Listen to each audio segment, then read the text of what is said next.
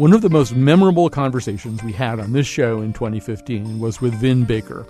We had it towards the end of the year. Vin's a 4-time NBA All-Star and an Olympic gold medal winner, had a very distinguished pro basketball career, and then went through a lot. His problems with alcohol and money management caused him to crash out of the sky and down for a very hard landing. So I began our conversation with Vin sitting in the studio asking him, how did he think of himself? Does he think of himself as a 4-time NBA All-Star, or does he think of himself in a different way? I definitely think 4-time All-Star and Olympian. Those are things that you can never take away, regardless of what we go through in life. Those are accomplishments that were spectacular and amazing, and I was blessed and fortunate to be a part of it. So I never want to discount that. No matter what I've been through, they've been a part of me. It's been a part of my growth to be an all-star, be an Olympian, and also other things that have happened in my life. I'm a minister. I'm a father. All those things have played important roles into my character and who I am now. Well, I want to talk about all of those different things, but maybe we should just sort of begin with your story. I mean, very quickly, you grew up in Old Saybrook, right? I did. I grew up in Old Saybrook. Old Saybrook, actually went to elementary school there, and all of my schooling came there. I enjoyed being in Old Saybrook. I actually live there now. It's a great town. I love the people there. My mom and dad have been there since the 60s, so we are blue blood Old Saybrook Rams, and just an awesome childhood. I grew up middle class and worked hard. My father was a minister. My mother worked from 4 to 1 at Cheeseboro Pond. So just grew up in a working class house and a spiritual house. At what point was it clear that you were going to be very tall and very athletic? It actually didn't come until I was about my senior year in high school. I was a late bloomer as far as even my height came late. I was 6'2" as a freshman and then 6'7" as a senior, and then 6'10", grew to be 6'10" from my senior year of high school to my freshman year at the University of Hartford. So my athletic prowess didn't really come until I was 18, 19 years old, when I kind of grew into my body and took off from there. So for that reason, I mean, a lot of the big basketball programs, they kind of didn't know who you were, didn't necessarily pursue you as you were heading into college.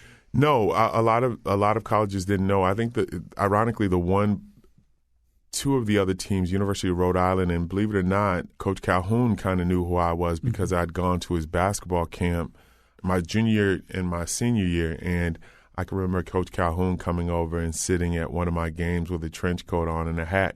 So he kind of knew at the time who I was, but obviously wasn't prepared and ready for that level of basketball just yet. So you went to University of Hartford, and I mean, it's certainly no exaggeration to say that you're the best player who has ever played for the University of Hartford, although they've had other really good basketball players. Your jersey, I think, is hanging up in the field house now. And so, but I would imagine also University of Hartford was probably a pretty good bubble to realize that you were a standout basketball player. You weren't necessarily subjected to the crushing pressures that you would be at Kansas or someplace like that. Absolutely. It was a great place for me to develop as a kid, especially coming from Old Saybrook, such a small town. It was the perfect fit for me. If I had to do it all over again, I wouldn't have chose anything different. The university, the school, the atmosphere there, the coaching staff, everything was perfect. Coach Phelan was Jack Phelan and Paul Brazo were my two coaches there, but Coach Phelan in particular really helped me and molded me into be really a really tough kid on the basketball court, and along with my talent, got me to the place I needed to be in 1993. I would imagine that might have been something that you had to work a little harder on than some people. I don't expect you to remember this, but I met you while you were at University of Hartford, and even talking to you now over a brief period of time, you seem like a very nice person. That by and large, you're more gentle than you are mean. Mm-hmm. On the other hand, you've got to discover some kind of toughness in yourself. If you're going to compete, particularly at the NBA level, it's him or you in a lot of situations. Yeah, absolutely. Did you have to learn that? No, I that really came from my mom and my dad. My mom and dad were very tough. I always tell everyone, I love my mom more than life, and she's the toughest person I know. She was very tough on me growing up, and very competitive, but in a loving way. Mm-hmm. And then my dad is 6'7". He's a minister, very believes in what he believes in and a tough man in his own right. So it really came from my mom and my dad. So I think the whole thing of being from Old Saybrook kind of glossed over who I am at the core as far as my competitive nature and how hard. So it really wasn't something I had to adapt or change. It's just that my coaching staff, in particular Coach Phelan, really brought it out of me. And once he got it out of me, it stayed. Although I think also the jump that you made from there was a bigger jump than a lot of people make, right? If you'd gone from Kentucky to the Milwaukee Bucks, that would have been one thing. Going from University of Hartford to the Milwaukee Bucks is another thing, right? I mean, you were being introduced to a new world. Yeah, definitely. From a basketball perspective, though, I think it's neat. And I think I can use this analogy now because we have a guy that kind of was a big fish in a small pond who's probably the best player in the entire world right now. And so my development, I wouldn't have changed it. I said this, I alluded to this earlier.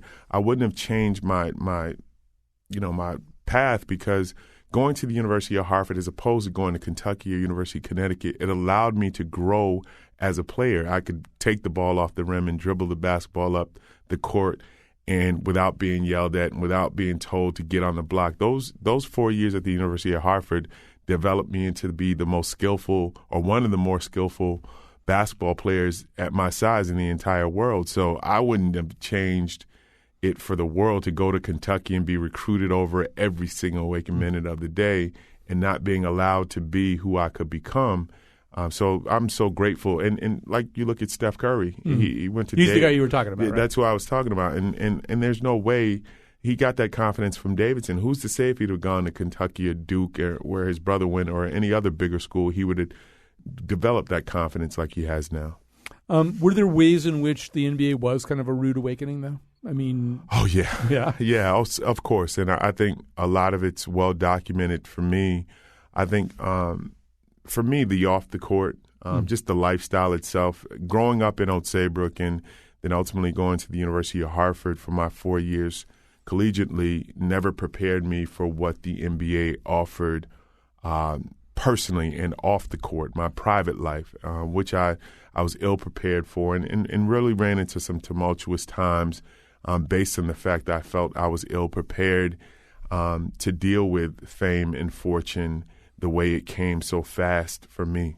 I mean, does anybody? I mean, maybe it's different now. We'll talk about that as we go along here. But when you went up there, does anybody sort of stop and say, "Hey, before this gets going pretty fast, before the train starts moving really fast, here's some things you should know," either in terms of looking out after your money, or the kinds of people who are approaching you, or some of the pitfalls, some of the parties you'll be invited to? Is there anybody on an NBA team or within the league who kind of does that?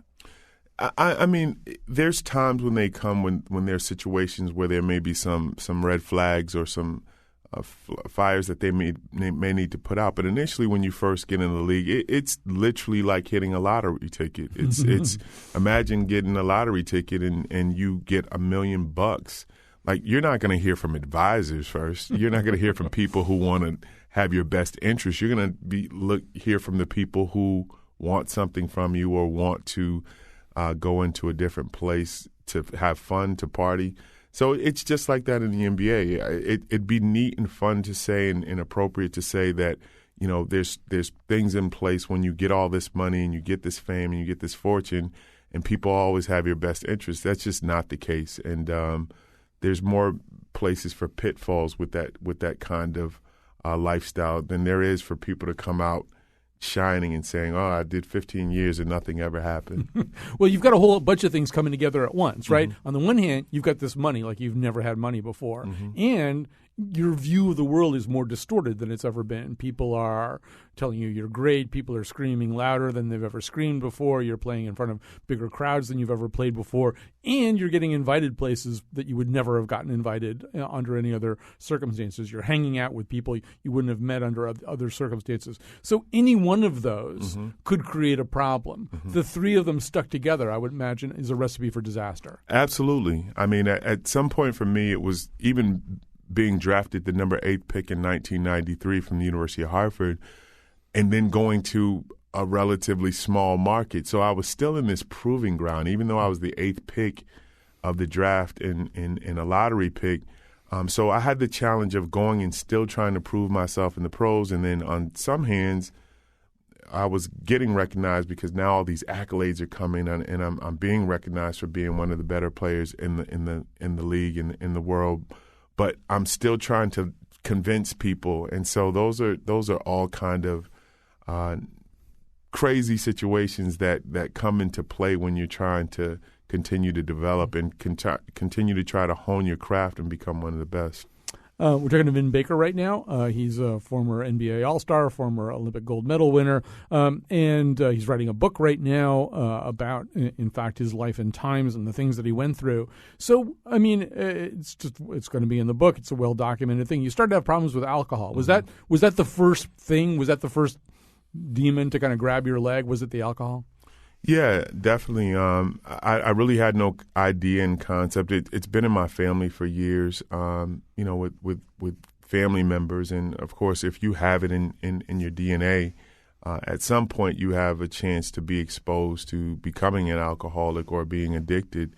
And it was certainly in my personality, something that I didn't detect at the University of Hartford or earlier on in my career. But with the more success and, my first 4 years of the NBA, I was named to the All-Star team 3 times. I had my own sneaker by Brand Jordan, the Vindicator. I had made at some point, over $100 million in my first 6 or 7 years, and I was ill-prepared to handle what this fame and fortune came with off the court. And so I handled my fame and fortune very irresponsibly. I got away from the things that got me there, my spirituality, my trust and my faith and believe in God and what he's done for me, and started believing in my own hype. And it led me down a tumultuous, dark path in which I'm blessed and fortunate to be out of now and seeing some light. One sense is that you were a very serious alcoholic. Was it something, would you be sometimes drunk during a game? Did you ever play having consumed alcohol? I drank a lot of alcohol. I think it's well documented. They didn't terminate my contract because I was a weekend warrior. I'll just say that much. The alcohol really took a toll on my life. It really took a detour in my career. And I was an absolute alcoholic. And, it just got as dark as it could possibly be. I'm blessed. Like I said, I'm blessed and fortunate today on April 17th of next year, I'll be 5 years sober. And I couldn't be any more happier spiritually and physically to be in that place. But, yeah, it was some dark times. And became a person I didn't know, drinking every single night, being depressed, not knowing how to be a all-star basketball player, an Olympic gold medalist, with all this fame and fortune, and not knowing how to tell someone, hey, I think I got an issue here. And that was a scary place to be, because on one hand, I had developed into be this super basketball player with this enormous amount of talent, but I also had this secret that I was also struggling with addiction to alcohol that I couldn't tell until ultimately it caught up to me with the Boston Celtics, and I think it's documented how that whole ordeal went down. We're talking to Vin Baker right now. By the way, and speaking of anniversaries, another big anniversary, I think it was yesterday, right? You turned 44? Yeah. Yes, thank you. Happy birthday. Thank you so much. So somebody must have talked to you. Somebody must have said something to you. Your family, somebody must have said along the way, you're drinking a lot, or we're worried, or... A lot of people, I'm sure, were concerned, Colin, but I'll be honest with you and just being totally candid about it. When you're making $14 million a year, you either buy off the people who are saying something or you shut out the people who are saying something. And most of the people who are want to say something are scared to remove themselves from the situation because that may cut them short financially. And so a lot of people didn't say anything where it was more about, and I did. Of course, I had my mom and my dad. They cared, and and prayed and had faith that my addiction to alcohol would go away. But I think what I don't want to miss in telling my story about what I went through with the Celtics, I honestly feel like I'm happy that those things happened the way they did. I think it made me who I am today. It made me gave me more humility. It made me humble. It put me into a space where I had to understand that I had to depend and trust in the Lord more than I had been doing while I had all this money and had all this fame. So I'm grateful and thankful. And you see athletes today, no matter if you still have it or don't have it, athletes are going through things outside of basketball where they're close to losing their lives or they're losing their lives. And for me, it was a wake-up call. And I don't regret. There's certain things I regret as far as my family is concerned or my career is concerned. But the lesson that I was taught and the lesson that I learned, I wouldn't change it for the world. How did you get sober? How was it? Meetings? Was it? How did you do it? There's somebody out there listening right now who's got a drinking problem, is thinking, well, if Vin Baker did that, I could do that. How did you do it? You know what it was? When I had to get in my own mind that I really wanted to stop drinking. Now, I know that sounds, very simple to do, but when I was putting things in front of my sobriety, in other words, when I was with the Celtics, and my idea was I got to stop drinking. I don't want to lose my contract. And for most people who have followed this story closely, you would think that $50 million or millions of dollars is enough to stop drinking. But addiction is addiction. It really doesn't matter who or what level of person it attacks. Once it's there, it's there. You could be broke, rich, wealthy, poor. When addiction is there, it's there. So I think the number one thing for me was I really wanted to stop. I wanted to change my life from where it was after losing my house, losing my restaurant, and more importantly, losing my family, my children. It was time to stop. And I felt like all the humility and all the things that I wanted to do for people and help people was going down the drain because I was, totally engulfed in this selfish act of being drunk all the time. And so for me, it was I need to stop to make a difference. And if I stop drinking, I can make a difference not only in my own life, that was the priority at the time, but I can make a difference in others' lives. And if at some point in your life, no matter if you're an alcoholic and you succumb to addiction, at some point of your life, you want to have a purpose-driven life. And for me, it's helping people who may be struggling with alcoholism and may be struggling for addiction. But first, you got to want to do it for yourself. It can't be for any other reason, can't be for family, for relationships, for career. It has to be because I want to stop to save my own life, and that's what started it for me.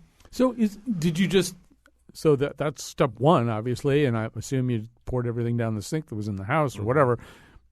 But was that enough? Just wanting to do it? Yeah. Well, the step for me was once I got it spiritually and knew for a fact that I wanted to stop. The second step was to go and to check into a rehabilitation center, and I went to a center here in Connecticut, and I only went there for a week. Now, I'd been to facilities for months and came out and relapsed. But this last time, I had made it up in my mind and my spirit. Now, if I can just go get the physical part done, which was to lay in the bed and be checked on every hour to make sure that I wouldn't suffer from a seizure or alcohol withdrawals.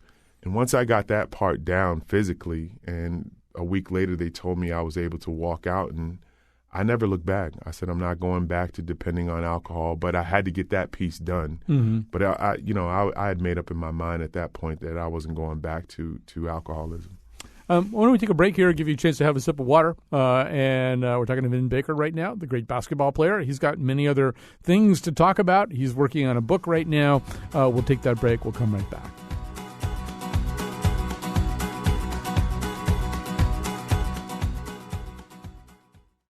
We're back with Vin Baker, 4-time NBA All-Star, Olympic gold medal winner, so many other things. So, when we left off there, we're talking about you just sort of kicking alcohol. But my sense also is that religion is a big part of this story. I mean, even in the last thing you said, you used the phrase purpose-driven life. We all know that comes from Rick Warren. So your father's a Baptist minister. You're a minister now, right? Yes, so, I am. So what role did that play? In other words, obviously you got out of 1 week of rehab isn't going to fix you. You need some other things that are going to fix you. When I after the 1 week of rehab, I went straight to the church. I knew that as much as addiction and alcoholism is a disease of the body and of the mind, for me, I think the majority of it's a disease of the spirit and not being sound and being in a place where you can combat it spiritually. I mean, there's a lot of things set up from AA to, obviously the facilities to go and rehab in. But for me, growing up in the church, I had to go back to my roots. I had to go back to trusting and believing in what I knew. That was, for me, not only just the sanctuary of the church, but that was the sanctuary of my family, my mother, my father, my kids, my wife. Going back to places where I knew I had some safety nets to really work on my spirituality. So I was able to go to Union Theological Seminary and work on my master's there, which I'm 12 credits away from receiving my master's in divinity. I had an opportunity to really, I went to the Abyssinian Baptist Church in Harlem, one of the more prestigious Baptist churches in all of the country and world, and I was able to be mentored and sit for 2.5 years under Dr. Calvin Butts III, and I was the youth minister there. So I really had an opportunity to, as I was working on staying sober, I was in almost this bulletproof setting where one of the things we talk about when you're trying to change your addictive habits and, of course, change from being an alcoholic is changing people, places, and things. So going from where I was to being with Dr. Calvin Butts and being the youth minister at the Abyssinian Baptist Church and attending Union Seminary, being on campus was a drastic change for me spiritually and certainly where I was in life. And so that helped me tremendously to get a focus. It's one thing for the ministry. For me, it was I want to tell my testimony because I think it's powerful. I think it can help to change lives.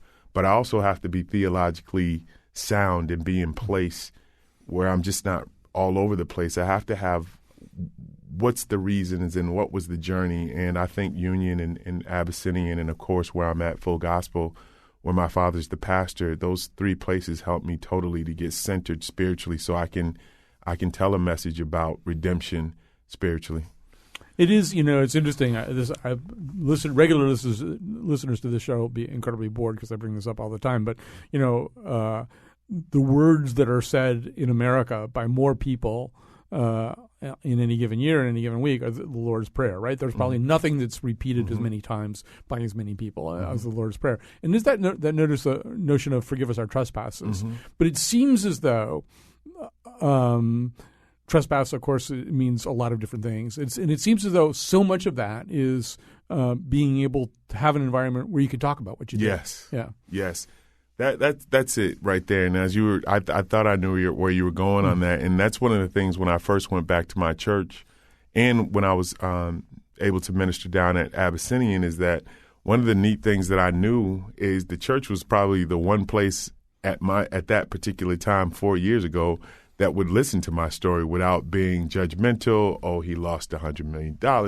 Oh, he lost this, he lost that. Well, I knew that if I wanted any kind of redemptive power and any kind of redemptive support, the first place for me to go back, which I was accustomed to and knew about, was going back to church and going back and being able to express and talk about and talk my way through while talking about my testimony, not being judged, but strengthening me by strengthening other people, saying, I've been through this, you can get through this. And it's well done. If you Google what I've been through and you see me standing here, It's funny because when I was at Abyssinian and Dr. Butts talked to me about, kind of curtailing some of the alcohol talk and some of my sermons, and I just was pouring out, my testimony. And for me, it was saying that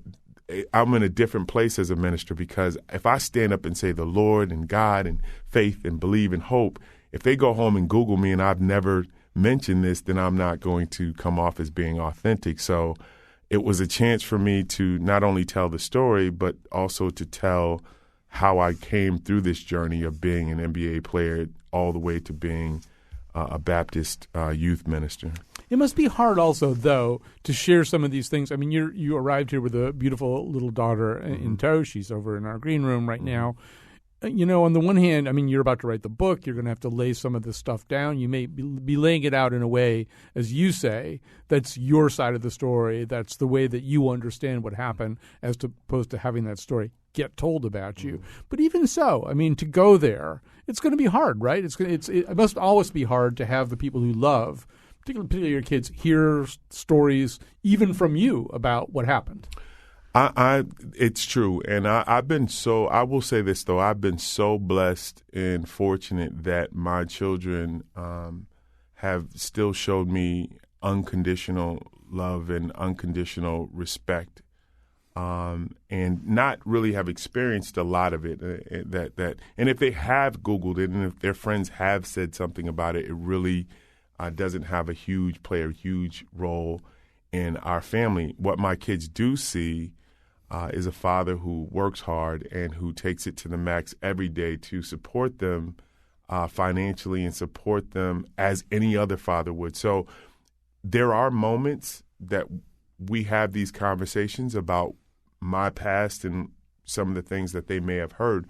But fortunately for me, because of the space I'm in spiritually and now going into my 5th year sobriety, they're all teaching points. They're all points where my kids can grow from. And I have some amazing kids who kind of look at my situation and they say, Dad, I'll take the MBA, I'll take the University of Hartford, and I kind of know where not to go here. So I'm very not that this won't happen, but we certainly are in a place of learning and growing spiritually where we can kind of prevent it from at this point. This is probably one of your least favorite things to think about. But I think one of the things, when people hear your story, for people who just are living kind of average lives, they think, how do you go through $100 or $115 million? I mean, most people can't figure out how to do that, right? I'm sure you get that. It's like, I wouldn't even know how to go through $115 million. Yeah, it's hard to fathom. It's much more in perspective now because I've changed my life. But here's how to think about it if you're looking at it from that point. If you make $50,000 to $100,000 and that is your lifestyle, and if you just thrust $50 million cash on someone, you'd be like, I'd never spend this. That's because you've been living from 30 to 70. And so it's all relative. If you have $1 million, you'll assume that you can spend $500,000 of it, and then you'll assume that you can have an entourage, and you'll assume you can buy this house and that house, and you spend it. And add to that an addiction to alcohol. It's a recipe for going broke. It's not mystical. I'm not the inventor of the wheel of someone who's been given a lot of money and a lot of fame and fortune and have run into financial issues just not being responsible.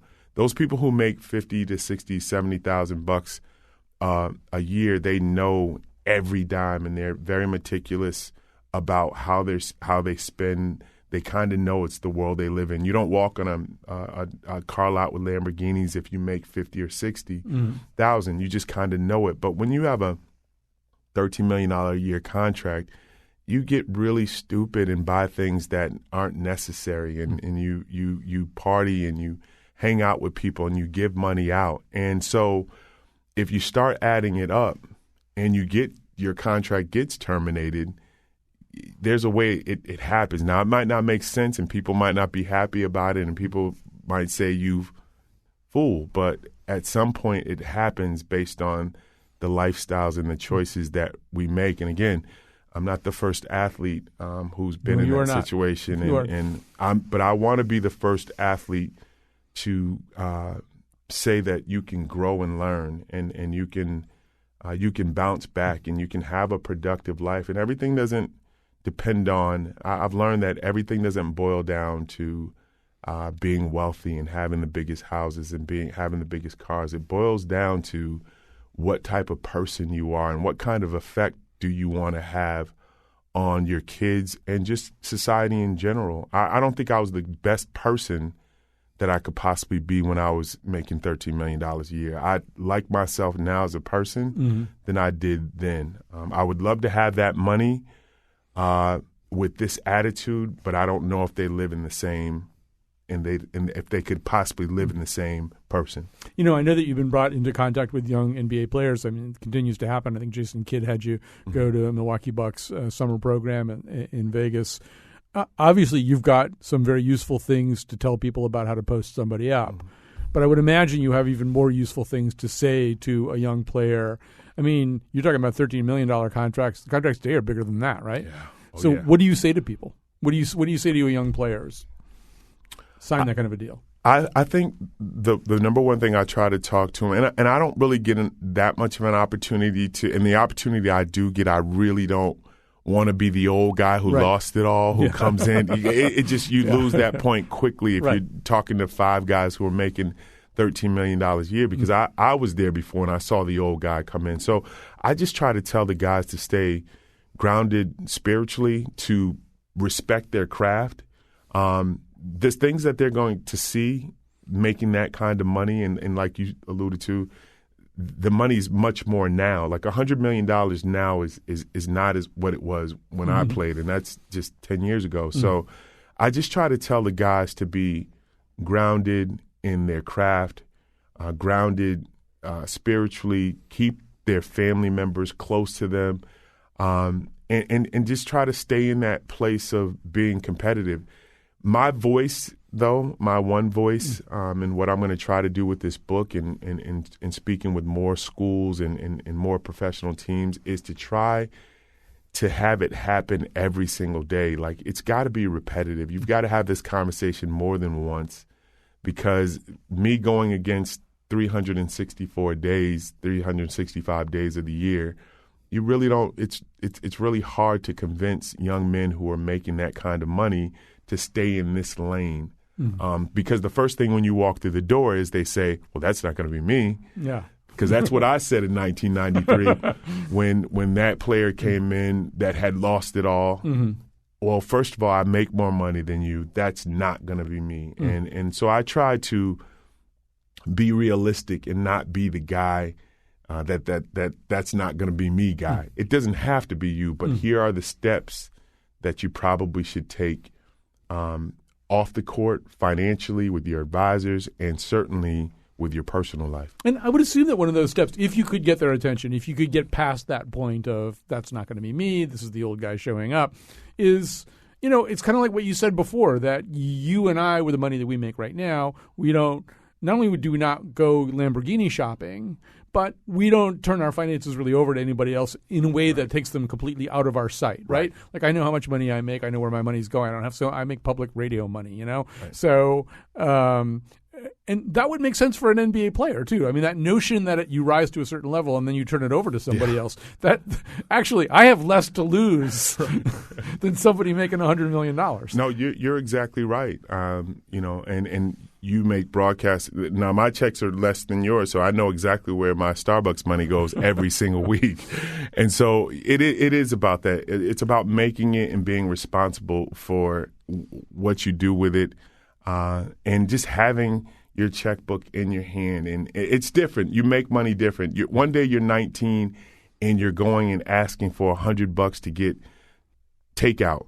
And then within months, you have an $80 million deal. So there's a gap there. I think the NBA can do more as far as helping these young men adjust to the lifestyle. But it's a lot to take in, and I hope I can play a small part from my story, and I hope I can play a small part in helping these guys realize who they are once they, you look at the LeBron James of the world and Kevin Durant. These guys are not only players, but they've turned into corporations. And I hope from their part and me doing my small part, we can educate these young men to continue to be great basketball players, but be great businessmen as well. We're talking to Vin Baker. We're going to give him a chance to take a break, grab a sip of water. We have one more segment coming up here, so stay with us.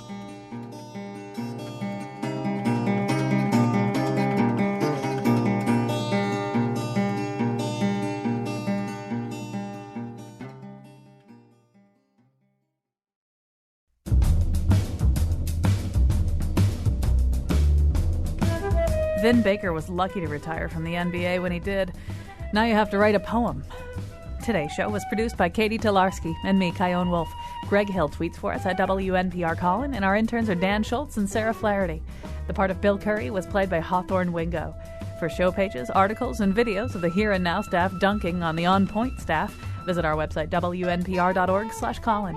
And now, back to Colin. We're back with Vin Baker, a four-time NBA All-Star, Olympic gold medal winner. We've been talking about basketball. We've been talking about Christianity. We haven't talked too much about coffee, but I want to talk about coffee now. You're working at Starbucks. But my understanding is that one reason you're working at Starbucks is that Howard Schultz himself has taken an interest in you.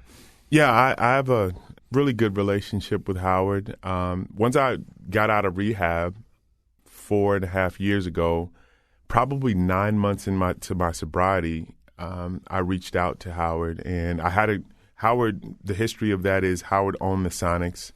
I bought the Sonics my second year into my contract. In my second or third year in Seattle, he bought the team, and I actually developed a great relationship with him, like a very personal and private relationship with him. And when I was traded to Boston, that was a tough time because I did have a really good relationship with him and his family, Mrs. Schultz, Sherry Schultz, and Jordan and Natty. And so I reached out to him maybe 9 months into my sobriety and said, I need to work. The sobriety is amazing, and I'm in a great place spiritually. And it was interesting because on the phone that particular day when I spoke to him, the very first thing that he said, "You sound great." Like, he had a connection to me right away, and we met probably about 3 or 4 months later in New York, and he had ideas for me and what I should do. One of them was to go to work with Dr. Butts at Abyssinian in New York, so I did that. After I spent time there in New York with Dr. Butts and Abyssinian, I reached out and said, talked about the next level of it, and the conversation came up, what about retail?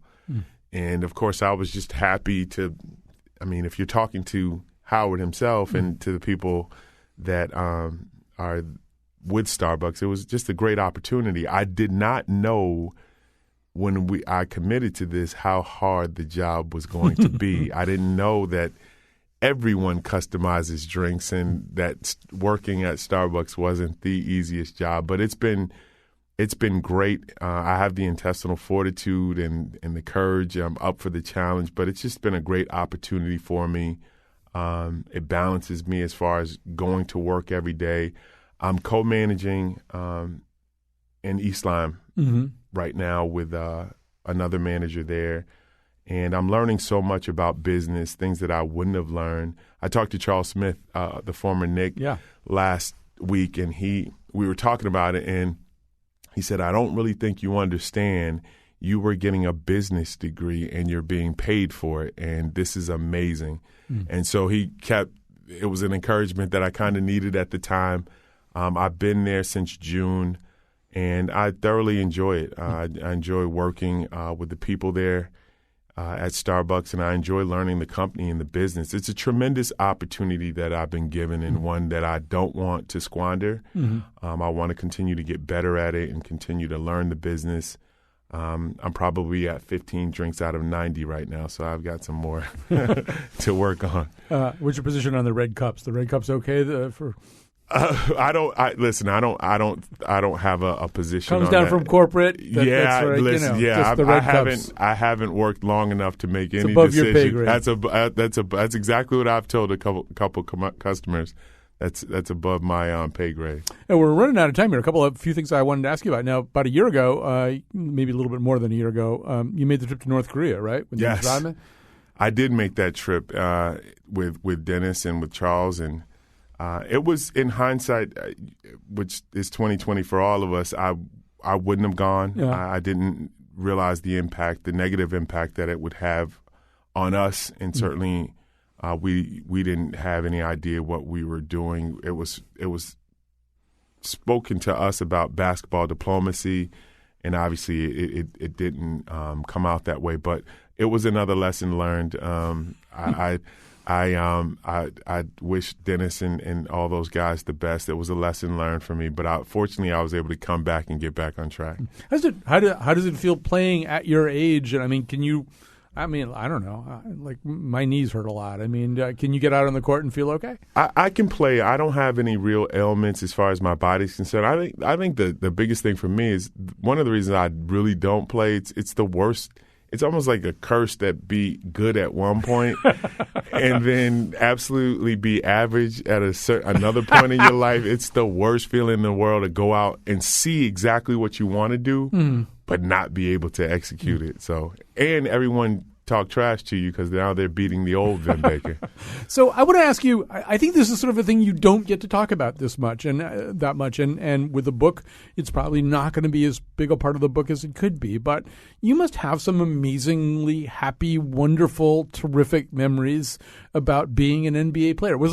Are there one or two moments on the court where, I don't know, either you dunked on somebody, or do you have like sort of favorite moments you look back and go, that was great. I so enjoyed that. Yeah, I think playing for Seattle was amazing. We were 61-21 and playing with George Karl and winning for the very first time, like winning significantly for the very first time in my life. I think having a relationship, having a contract with Brand Jordan, having a relationship with Michael, which is really not that documented, but I was kind of one of the first guys to wear my own signature Jordan shoe, and having that relationship with Michael and him having the respect and love for my game that he did at that time of my career will always be special to me. Like, anytime my kids will ask and be able to Google about anything, the one thing that sticks out in their mind is like, Dad, you had your own sneaker from Michael Jordan?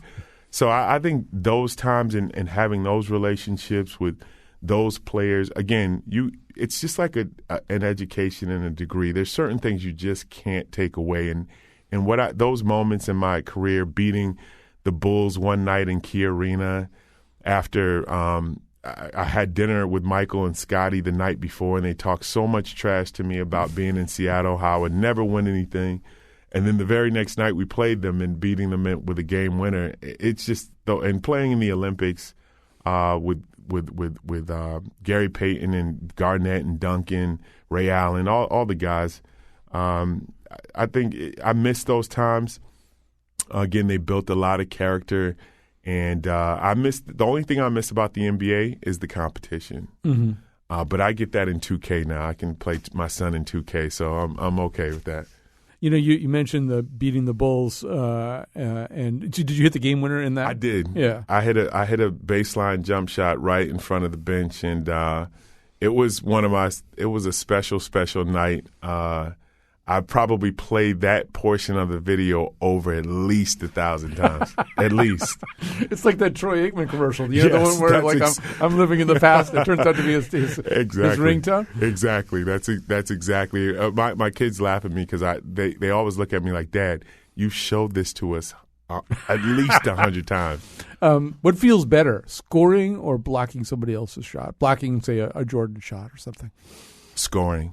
Yeah, absolutely. Hitting a game winner, or just having someone or being in the zone where no one can stop you. It's one of the feelings you just can't replace. Can you enjoy basketball now just watching it? Do you watch NBA games? I do. I always talk to people about watching the game. There's different nuances and different things I see in the game, the personality of the game. It's just not the fun part about playing in the pros is that you can see beyond the score. You can see the personality of the game. You can see the personality of teams beyond their stars, beyond what you see what kind of people push at you, which they want you to see, like LeBron's great and Kevin Durant's great. But for me, having played the game, I can kind of see when LeBron hasn't won a championship and know what went into that and what goes into Oklahoma City not being as good as their two great players. So I think that's a fun part of being able to watch the game and enjoy it. Yeah. Some people are saying now that the Golden State Warriors might be as good a team as has taken the court, as good as those classic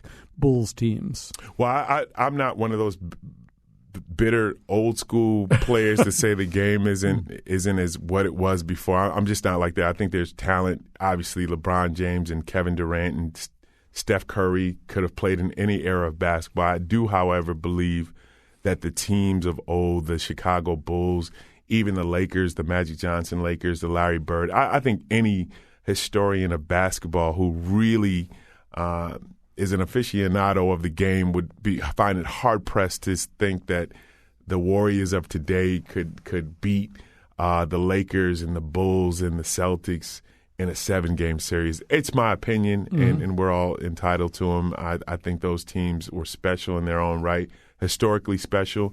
I think the Golden State Warriors will have a chance to be historically special. But for the eye test, for me, I think I'd go with Magic, Michael, and Larry. So 10 years from now, you could be the pastor of a church. You could be an executive with Starbucks. You could be working somewhere in the NBA, either as a coach or for the league or something like that. Which of those alternatives appeals to you the most? I think, or a fourth one that I didn't name.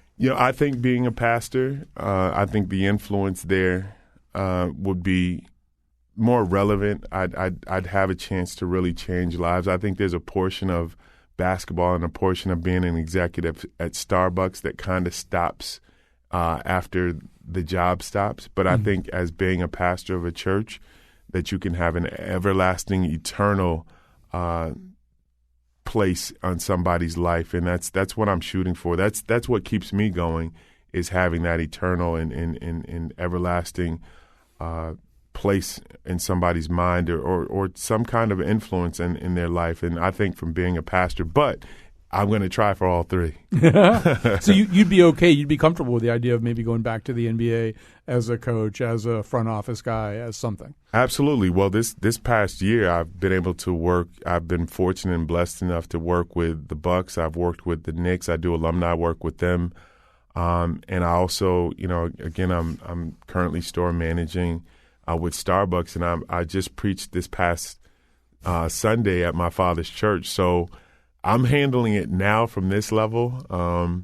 I don't know what that would entail 10 years from now, but I feel comfortable handling it. I think they all kind of serve the same purpose, is helping people at the end of the day. And it could be argued, too, that as big an impact as a pastor can have, and that's big, is that somebody who takes those values and exhibits them in a different context, that having all of the beliefs, having the faith that you have, and the way that the faith gets lived out in your life, doing that while working for Starbucks, doing that while working for the Milwaukee Bucks or whatever, you're injecting yourself into that environment in a way that it's not expected. In some ways, that can almost be a bigger thing. Absolutely, it's certainly when I preach on Sundays or teach on Wednesday nights at my father's church, it certainly helps that I can share 5 to 6 caramel macchiato stories with my congregation. It just all fits. It's a place of humility. It's a place of faith. It's a place of belief.